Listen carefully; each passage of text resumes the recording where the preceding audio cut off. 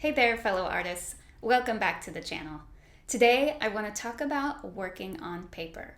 I get a lot of questions about how to price work on paper, then the perceived value of work on paper. So in this video, I want to explore the essential things you need to know about selling work on paper.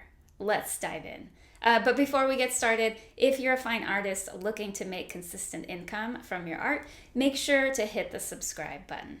Okay, so first up, let's talk about the perceived value of work on paper.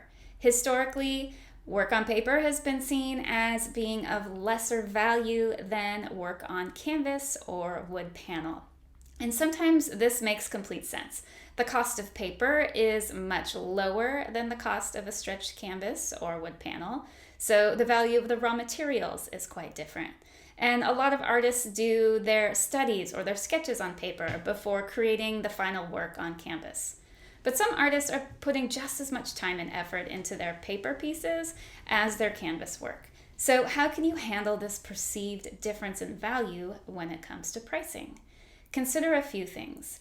If you see your paper works as being just as valuable as your works on canvas, are you educating your audience and highlighting the craftsmanship and the detail in these paper works?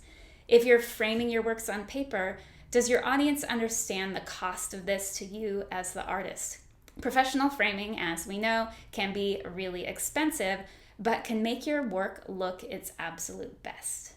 Also, have you considered mounting your paperworks on a wood panel? This gives the impression that they are just as substantial as a work on canvas. So all three of these ideas can raise the perceived value of your work and allow you to price them accordingly.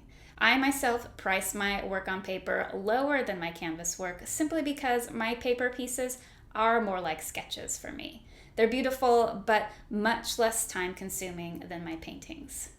So something I've noticed in the industry that is artists who sell both works on canvas and on paper, they sell those paper pieces for less. But artists who only work on paper, they sell those pieces for the same price I might sell a canvas painting for. At the end of the day, I like to remember that anything can be any price. It's up to you to set the value of your work and educate your audience to appreciate it at that price. One last thing I want to discuss is shipping your work on paper. I know many artists roll their paper pieces and ship them in a tube, but I like to ship mine flat, protected by plastic, and sandwiched between two pieces of cardboard. And if I'm shipping framed paper pieces, I only use acrylic glass and I make sure it's well protected from scratches. All right, friends, I hope this has been a helpful chat about selling work on paper. If you really love painting on paper but have been dissuaded from doing it because of perceived value, I challenge you to find a successful artist who works on paper and let them be your inspiration. If you found this video helpful, please give it a thumbs up. And if you have any questions or suggestions for future topics, drop them in the comments below. All right, don't forget to subscribe for more valuable insights into the world of fine art. Thanks, and have a really great day.